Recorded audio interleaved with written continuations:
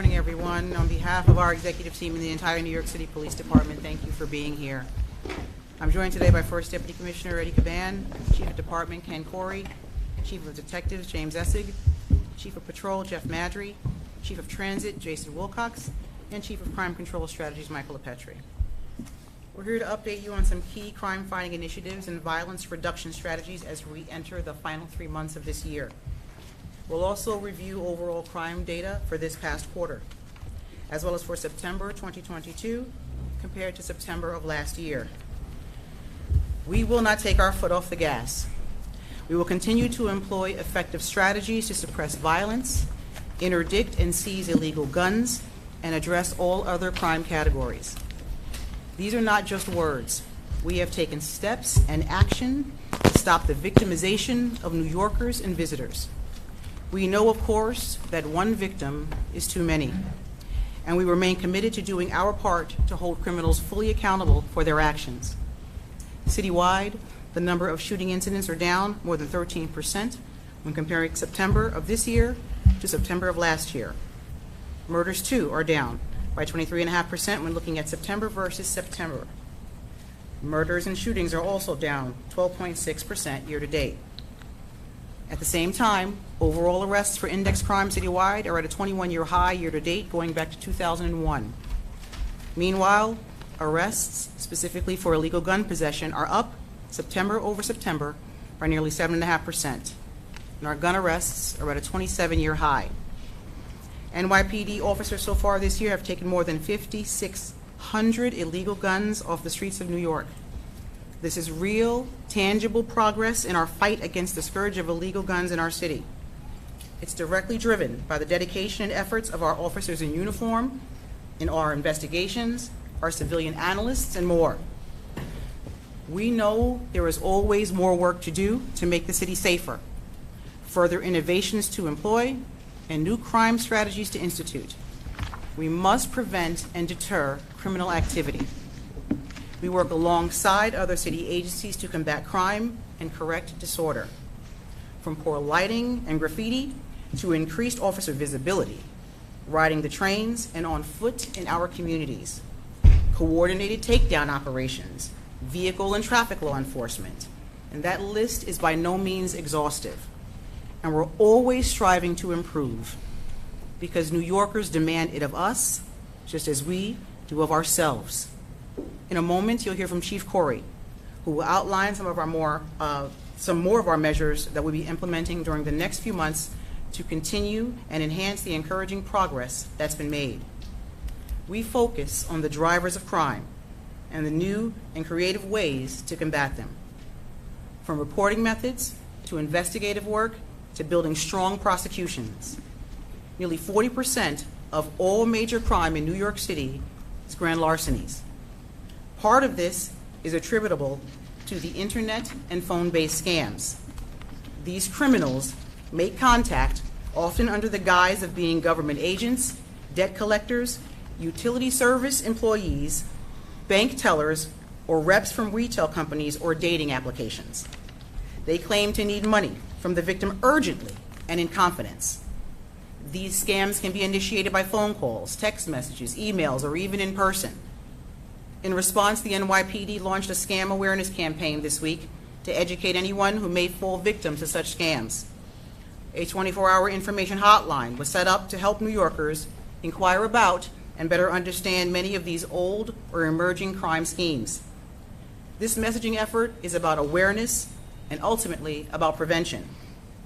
The line is staffed by NYPD personnel who can guide callers in a way that best serves their individual needs. Before sending anyone money, people can thwart these scams by first checking directly with their family members, their banks, or the companies with whom they do business.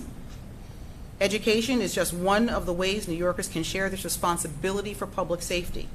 So please help us get the word out. Chief Corey will discuss in detail our end-of-year crime strategy. This strategy will also address chronic issues that we see each year during the holiday season. We will leverage technology and joint agency operations, as well as reallocating patrol and investigative resources to high crime and hotspot areas to keep New York safe and drive crime down. We will continue to pursue, apprehend, and seek to hold accountable opportunists and recidivists who prey on the people of this city. The women and men of the NYPD are absolutely tireless in these efforts, and we will continue to face our challenges head-on with effective tactics, accurate intelligence, community engagement, and relentless follow-up. Chief Corey. All right, good morning, everybody. Thank you all for coming. You know, as the Commissioner indicated, a big part of our, the majority crime in New York City is grand larceny, right? It accounts for 40% of all the crime.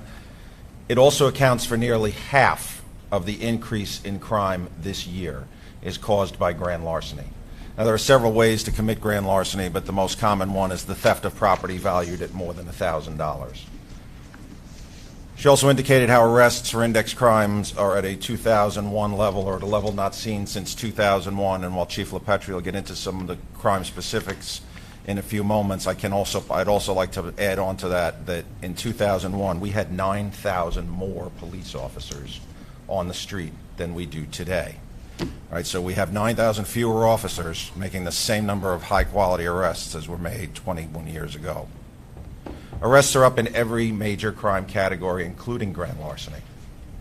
And so while we have made measurable, sustained progress in combating the increase in crime, the question that came, Tony, I think you asked last month, is why haven't the arrests had the impact on crime that we would expect? And the answer, quite simply, particularly where grand larceny is concerned, is rampant recidivist behavior.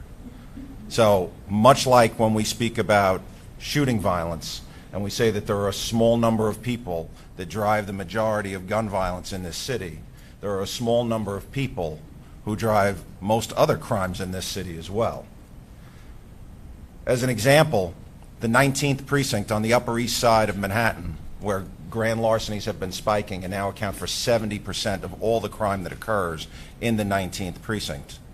There are 43 individuals, none of whom live in the 19th precinct. 43 individuals who have been arrested in the 19th precinct, a combined total of 438 times in 2022 alone. Those same individuals have been arrested 1,027 times citywide this year. So as our officers and our detectives go out every day and do their jobs, and as all of you are sitting here right now doing your jobs, these people are out there right now, these 43 people, doing their job. And their job is to steal, and to steal as much as they can and as often as they can. And the reason that they're able to do that is because right now, the only consequence that they face is spending a couple of hours in a police station, a minor inconvenience, and then they are immediately re-released and go on to steal again. That is what drives the crime increase. And again, when Chief LaPetri speaks, he'll get into similar data involving robberies, involving auto theft, all driven by this recidivist behavior. So what's the plan to combat it, as the Commissioner said, as we go into the fourth quarter of the year, and our plans to combat shooting violence and homicide, we've seen great success from, still much work to be done, but all still moving in the right direction. We take that supplemental deployment, those 650 officers that we deploy every day from non-enforcement functions that we've been putting out since February, and now we're going to start to shift some of those into the areas where we see other crime spiking. So we're going to deploy it when we need it and where we need it, and we are initially targeting 20 commands that are driving a large majority of the increase in crime. And many of these commands are very different from the places where we saw violence spiking. So right now, the #1 precinct in crime increase in the city is the 109, covering Flushing, College Point, and Whitestone. So they will be getting these resources in addition to others to help combat that crime. We're moving our citywide traffic task force to commands that are spiking in property crime, and we're also using them to cover the bridges between the Manhattan and the Bronx to combat some of the robbery patterns that we see. Teenagers on scooters doing muggings, going back and forth between northern Manhattan and the Bronx. We're sending our co-response teams to focus on areas that have concentrations of people in need of services and where we also overlay increases in crime. We're not just playing defense here anymore. We're going to start visiting our recidivists at home. We're going to knock on their doors, sometimes with probation, sometimes with parole if either of those apply, but other times just local precinct officers, NCOs, public safety team officers, knocking on the doors. We know who you are, we know where you live. Our field training units, we changed the way that we use our field training units, or the way our officers experience field training, a couple of months ago. And what we've done, and we have a class, this is significant for the plan because we have a class of officers graduating on October 17th. And we expect to graduate about 700 officers out of that class. They are all being assigned to foot patrol in commercial areas, along commercial strips. So think Fordham Road in the Bronx, think Broadway in Manhattan, think 86th Street in Brooklyn, think Jamaica Avenue in Queens, New Dorp Lane in Staten Island, and so on. They will be out there on the day shift and the 4 to 12 shift 7 days a week.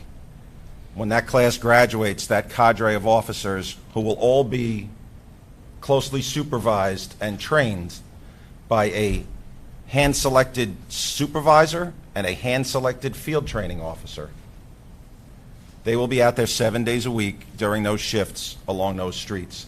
And in the evening hours, once the majority of those stores have closed, 7, 8 o'clock at night, rather than have the officer standing in front of rolled-down store gates, they will be shifted over to nightlife areas, to the areas where the restaurants, bars, and so on are. Make no mistake, they are not out there as scarecrows. They are out there to enforce the law and to address quality of life conditions that exist along those posts that they have. In our transit system, those new officers get assigned to the subway training unit. So again, working with hand-selected supervisors and field training officers, all of those officers are assigned to the 4 p.m. to midnight shift, adding dozens of extra officers throughout the evening rush and into the late evening hours as people are returning home from work and hopefully their nightlife activities. Those officers do long multi-borough, multi-district train runs and station patrols. And in our housing bureau, those officers are assigned to foot patrol in multiple housing developments being moved by the housing bureau as crime conditions dictate. We have returned over 200 officers to patrol so far this year from administrative positions or so-called desk jobs. That number continues to increase both as we find efficiencies and as we are able to hire up civilian replacements, and we fully expect to return an additional 50 officers to patrol before the end of this month as civilian replacements are hired for them. We're returning to street narcotics enforcement in many areas where we see that narcotics offenses drive the crime. So there will be new investigative enforcement teams initially deployed to 4 high street crime corridors in the Bronx, Queens North, Brooklyn, and Midtown Manhattan. We are adding investigators to our detective squads and our robbery squads to more quickly identify offenders, and to our warrant squads so that we can more rapidly apprehend them, prioritizing the small number of recidivists who are driving the majority of crime. We are strategically deploying cameras, license plate readers, and other technologies throughout these zones. We are working with an interagency task force targeting quality of life conditions in these targeted precincts, and as always, all of our officers will be out there engaging with the community. I'm going to hand it off to Chief Wilcox to talk a little bit about our subway and transit system. Thank you, Chief. Good morning, everybody. As we've spoken about extensively over the past 9 months, the Mayor, the NYPD, and the MTA implemented a subway safety plan at the start of this year. The mission then and now is to confront the many challenges that we face in the subways, including crime, quality of life, and homelessness, we fully understand that perception can sometimes influence behavior just as much as reality can. So as the Commissioner said, we remain committed to ensuring that our public transit riders are not only safe, but that they feel safe too. So we put more uniform officers in parts of the system that need them the most, and worked on focusing our resources and making our patrols more efficient. And one major component of this plan, which is centered on this premise, is proactivity. That means being out there on patrol and highly visible in the stations, on the platforms, and definitely on the trains. And that's exactly what we're doing. So far, in 2022, NYPD officers have been on more than nearly 270,000 train runs and done more than 113,000 platform sweeps.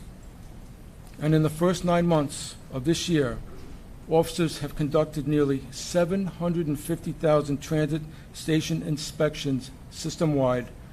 That's a 106% increase from 2021. We brought back targeted train patrols crossing between boroughs during the overnight hours. We call it TPF, or Train Patrol Force, an operation that we're expanding this month. And in support of these initiatives, the Police Commissioner has partnered with the MTA to record audio announcements that will air every 15 minutes at 400 subway stations throughout the system. These announcements, focused on transit safety and best practices, will be running through the end of October. But it's not just an increased presence that impacts public safety. It's the vital work that our officers are doing every day throughout the entire system to address the issues that we are facing and that our riders are facing.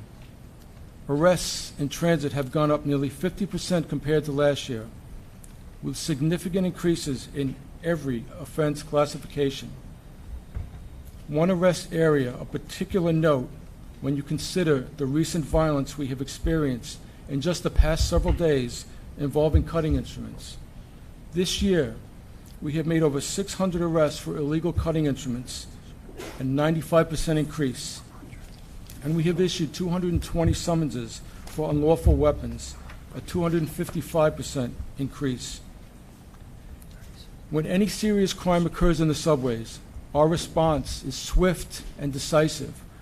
The investigations into these incidents by our detectives is immediate and thorough. We've also doubled our fare evasion arrests from last year and written more than 33% more fare evasion summonses. And our quality of life summons enforcement, addressing drinking, smoking, lying down, or being outstretched in the subway trains, taking up multiple train seats, etc., is up by 165% from 2021. So we are out there on patrol, and our cops are active, but not just when it comes to enforcement. We continue to work in a continuous and collaborative partnership with several other city agencies to address the very complex issue of homelessness on the trains, in the transit hubs, and at end-of-line stations. The goal is always to connect people to services that they need, to keep them healthy, to keep them safe. That's why, in partnership with the Department of Homeless Services and the Department of Health, we've been going out every night since February to do this critical outreach. And this year, our NYPD officers riding the trains with these joint response teams and working directly with them at end-of-the-line stations have made more than 33,000 homeless contacts in our subway system. And they facilitated shelter or healthcare services for almost 4,000 persons. As riders return to our system after the past 2 years, we know it's absolutely essential that our public transit be safe. That's our job. And the members of the NYPD take great pride in the work that they do. from our patrol officers to our top line executives. Each part of our team is determined to be there for our riders, and we will never waver in our commitment to keep every station, every platform, and every subway train safe. Thank you. I'm now going to turn this over to for remarks by Chief of Crime Control Strategies, Michael LePetri. Good morning. So just to build on the increase in 7 major arrests and the increase in gun arrests in New York City, we usually talk about going back 20-something years to see the similar amount of gun arrests, 20-something years for the similar amount of 7 major arrests.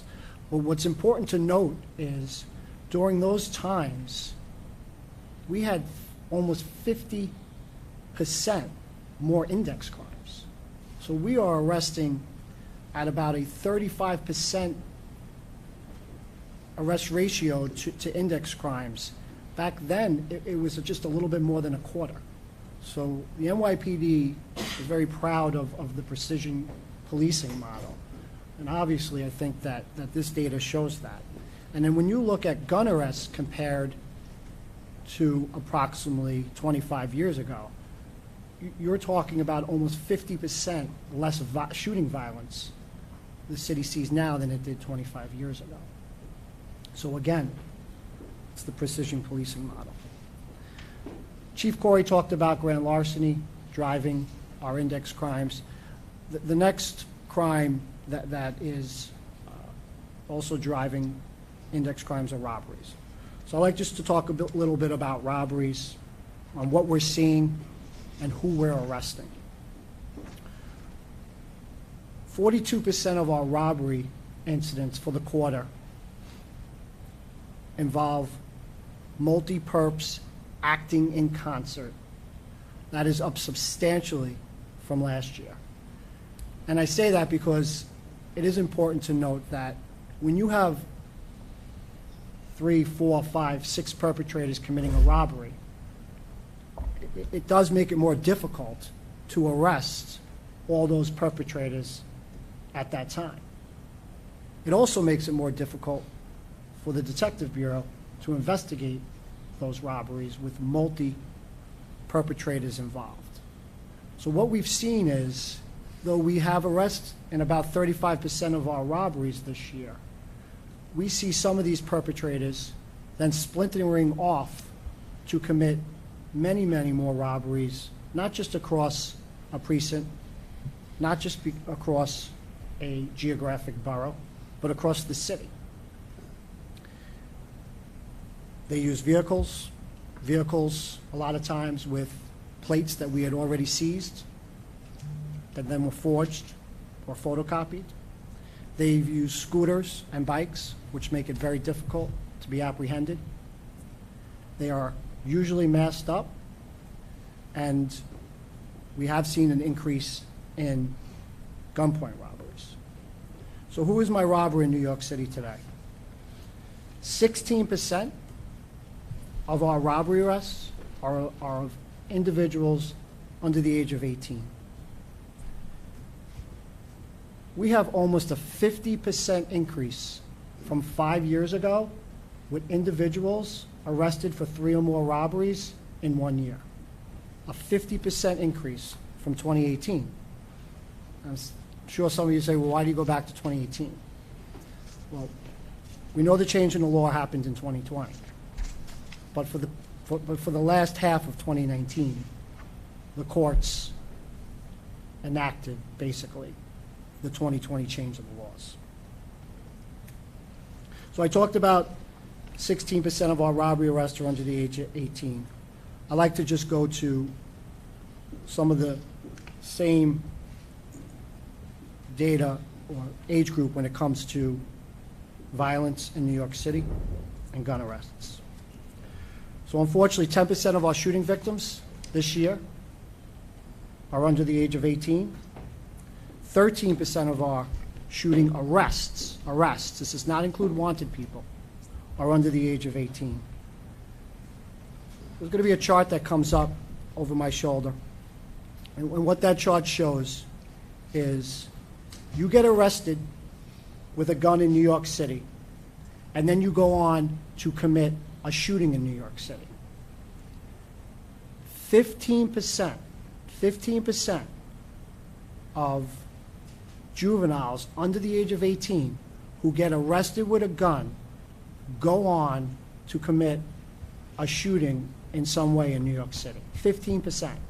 When you look at the other age categories, 18 to 24, it's 6%. And then it goes down to 25 to 40, 3%. Something's not working. Something's not working when it comes to, unfortunately, dealing with violent individuals under the age of 18. And we're talking about violence here and recidivism.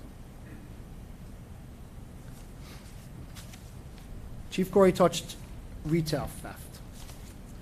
Shoplifting crime in New York City is at its highest levels. We're up almost 18,000 shoplifting complaints.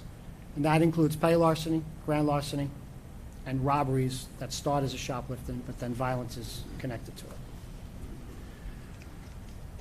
So as I was looking at the recidivists across the city of New York who continue to prey on innocent New Yorkers, I came across an individual that myself, Chief Corey, we've spoken about him plenty of times at CompStat. I have personally spoken to plenty of times, and commanding officer in my office has spoken to the DA's office in regards to this individual. So I'm going to give you a little bit of data behind this prolific shoplifter. He has 40 arrests alone from 2020. He has 31 arrests this year. They are all shoplifting arrests. So where does he target? He targets the first precinct. 29 out of his 31 arrests occur in the first precinct. And like Chief Corey's statistics about the 19th precinct, this individual does not live in the first precinct. He is a 2-time convicted felon, and he's a predicate. He also has 15 misdemeanor convictions. He has failed to report to court approximately 30 times. 30 times. A complete mockery of the system. He gets arrested in August for a pattern within the first precinct. Keep in mind, the first precinct is up 1,500 shoplifting victims' complaints this year. 1,500, with almost 3,000 complaints.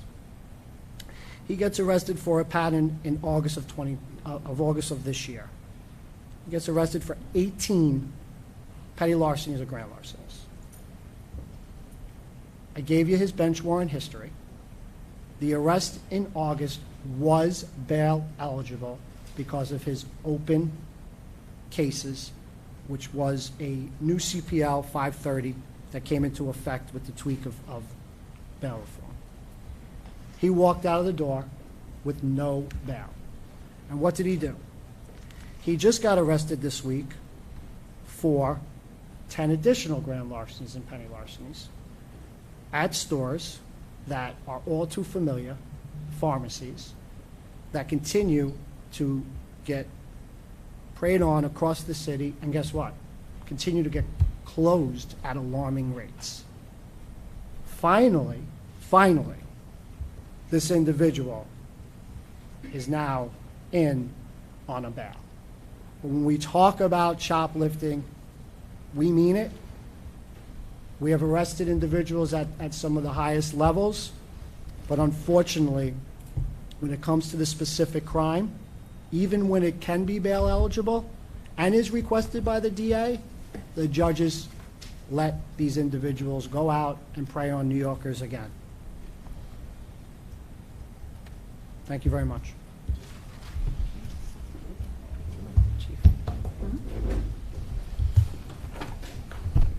Good morning, everybody.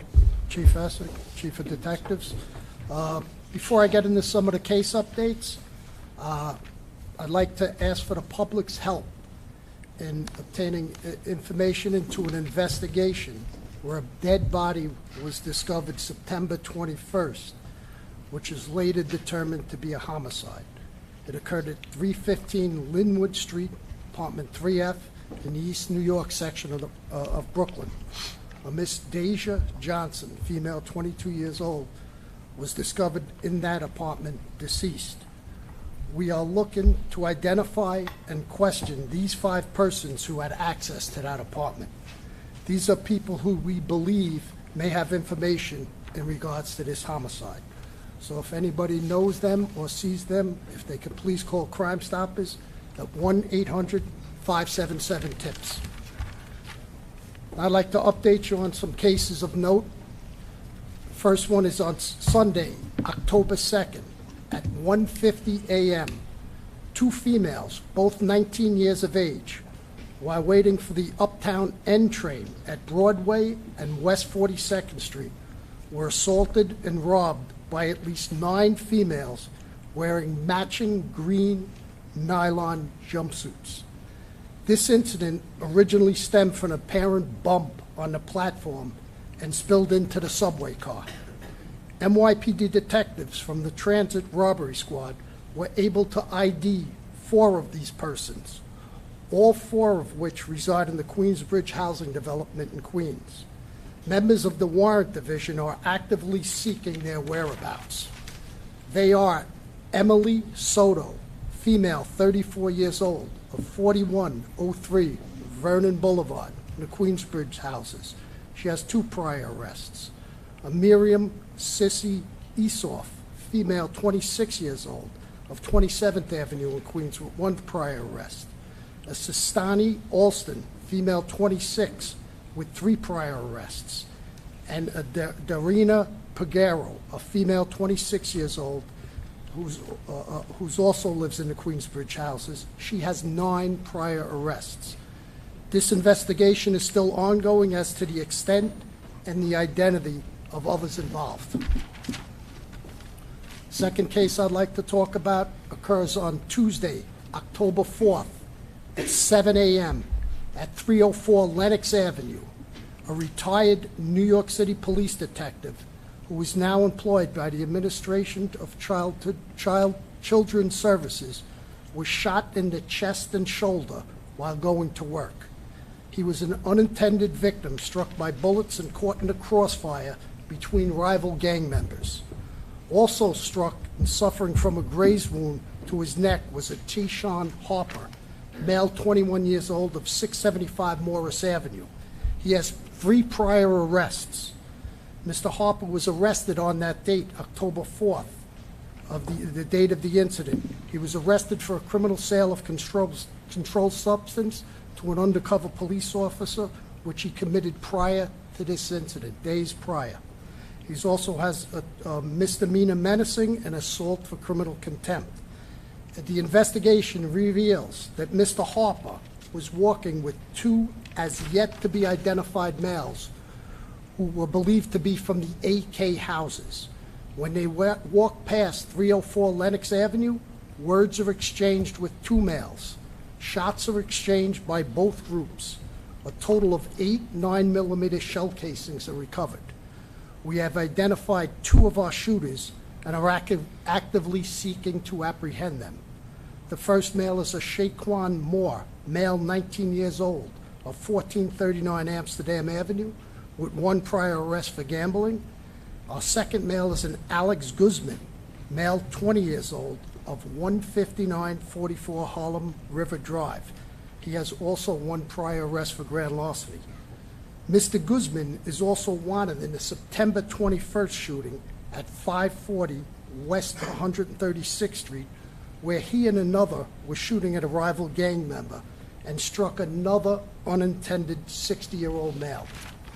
The investigation reveals that these shootings are part of the gang violence involving the Manhattan houses, which the gang is called Make It Happen Boys, versus the Grant houses and the AK houses. Anyone with the information in regards to their whereabouts can call 1-800-577-TIPS. All right. Okay, now? Yeah, after this one? Okay. Okay, want to take a couple questions? Mall Diner. Can somebody update us on the 3 separate stabbings in Harlem, in the Bronx, and we have one in Brooklyn last night? And do you have any leads on suspects? And also, were they all random attacks? These were 3 night attacks? Yep, I'm going to start. So obviously, these are relatively new incidents. They happened yesterday.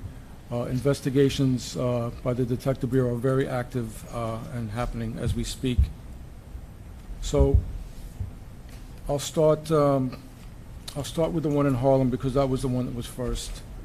So that happened yesterday about 1:05 in the afternoon at 125th Street and St. Nicholas Avenue, where our victim, a male 59, had missed his stop, gets off at 125th Street, and as he's going to get back on the southbound train, he's going up the stairs. There's a male that's sort of blocking his way. He taps him on the shoulder. That leads to a dispute, and that leads to a physical altercation where the victim is then stabbed, has a puncture wound to his shoulder area. The perp then, who's a male, then flees out of the station. Then later in the afternoon, about 10 after 5 p.m. in District 33 out in the 75th Precinct at the Grant and Avenue and Pitkin Station on the A line, we have a male walking in. It's a street level entrance. You walk in and you walks past the booth. As he's approaching the turnstiles, a male comes up behind him and slashes him in the face. That male suspect then runs right back out to the street. He's wearing a red hooded sweatshirt. He gets on a moped or a motorbike and then flees the scene. And then that brings us to last night in the Bronx, a third incident. Definitely a terrible incident where on the Uptown 4 train at 176th Street and Jerome Avenue, our victim, male 38, the doors open, and as people are exiting the train, the victim is set upon by another male who begins to stab him. It leads to a very physical confrontation, a fight on the platform, where the suspect continues to stab the victim. And then he flees the station down to the street and then flees westbound, we believe, towards Davidson Avenue. So our victim in that situation was taken to an area hospital. He was treated, and unfortunately this morning we were alerted that he had passed away about 6 this morning. So obviously, very, very intense investigations are going on now. Chief Essex people are, from the get-go, out there, as they always do, gathering witnesses, getting video, and working the scene with our assistance where we can help. But those were the 3 incidents that you're referring to. Okay, we'll take Andy Hernandez. You have one. What's the specific strategy that you guys want to follow with this crime that keeps on growing in the subject? You stated before about trolling, but it keeps on happening. So it just goes back to what our original statements were, just an urgent determination to keep our subways safe. Unwavering. We're not going to stop. We're going to be on the trains, uniformed train patrol, platforms. This is what we're going to do. Chief Coy mentioned that we're getting additional subway training unit officers. They're going to be out there on foot, riding the trains, walking the platforms. One of the contexts that we're coming out of a quarter of a summer months from July through September, where we were actually, when you compare transit crime in that quarter to prior quarters pre-pandemic, we were actually down about 9% from 3 years ago, 12% from 4 years ago, and over 16% from 10 years ago. So that's what we were coming out of. But there's the violence that we've seen just in the last few days. I was out at Atlantic Avenue last Friday night where we had a stabbing murder. to the events of yesterday. Very disturbing. We're fully invested in this. We are going to be out there with the riders and for the riders, keeping them safe. But to your point, we have to do more. I mean, we clearly see that every single day, right? We surge thousands of officers into the subway system since we started the transit safety plan. We need them on platforms. We need them riding the train. We have to deter and prevent this activity, and we have to apprehend the offenders when it happens. So we have to do more, and we will. We've also added joint response teams, so we have officers down there patrolling on the 4 to 12, the overnight shift, with teams of clinicians, teams of mental health professionals, identifying people who may be in need of services, trying to connect them with services. We have a subway safety task force that works from 12 noon until 4 in the morning. It does very similar work. They engage a lot of people in the system, but as everything that we do, we need the help of New Yorkers. So when they see something like that, they need to call us and let us know so that we can get officers and professionals over there and try to engage people before it becomes problematic. All right, this will be our last question. Tony DiStefano? Chief LaPetri and possibly Commissioner Sewell, the state comes out with statistics recently which essentially indicate that bail reform has accounted for maybe a slight increase in people being rearrested. But from what you recited, Chief LaPetri recited about this one shoplifting case where this person was repeating, are those repeat offenses, even if a person is rearrested only one time, actually swelling your workload and showing that there's a greater proportion of recidivism than the statistics show? I'll turn it over to Chief LaPetri in a moment, but we've held press conferences, stood at podiums, put out data, cited cases of recidivists and what we are facing in this city. I'm not sure how much more we can demonstrate what we are facing in terms of who we are rearresting time after time and what are the drivers of crime in this city. I'll let Chief LaPetri go into his answer, but we have demonstrated time and time again the number of recidivists in this city that are contributing to the greater numbers of crime. Yeah, and as I started, when we started out, it's a very small number of people that drive crime in this city, just as it's a small number of people that drive violence. So, I mentioned 43 people arrested more than 1,027 times citywide in 2022 for larcenies. We arrested them 1,027 times. They have undoubtedly victimized thousands of New Yorkers. They are responsible for a lot more crime than we have arrested them for. Right? This is the recidivist behavior that's going unchecked. And we continue to demonstrate that month after month. All right, thank you everyone for your time.